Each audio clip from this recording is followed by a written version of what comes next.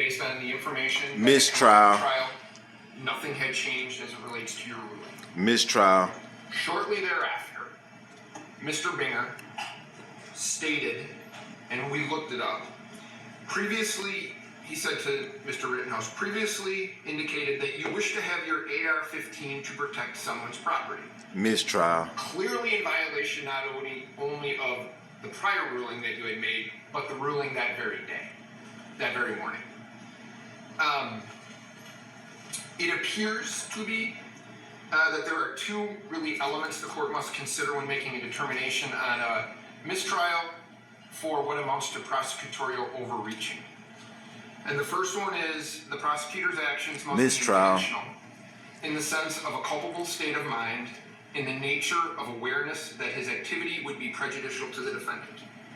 I would argue to you that that's clearly aware of that. You had warned him, you had told him prior to Mr. Rittenhouse testifying that these things, certainly the 90404 was off limits.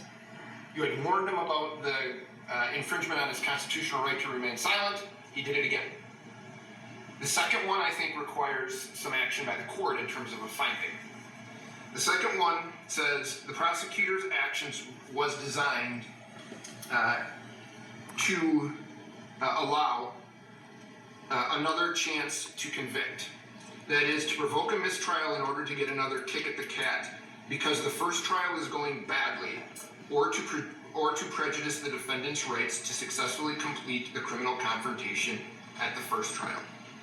Now, the case that I had cited is a Kenosha case, State versus Coping.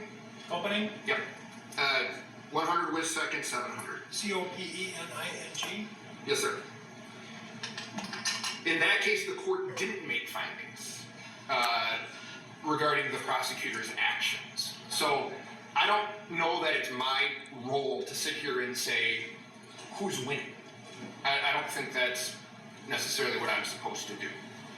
But I think the court has to make some findings as it relates to the bad faith on the part of the prosecution. And if the court makes a finding that the actions that I had talked about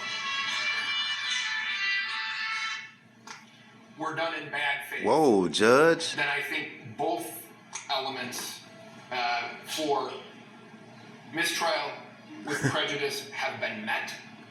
And I think under the circumstances, based on what I've put forth on the record, I would certainly ask the court to consider those. And I would ask the court grant the motion with prejudice. Thank you. Uh-oh. Thank you. State? I would like an opportunity to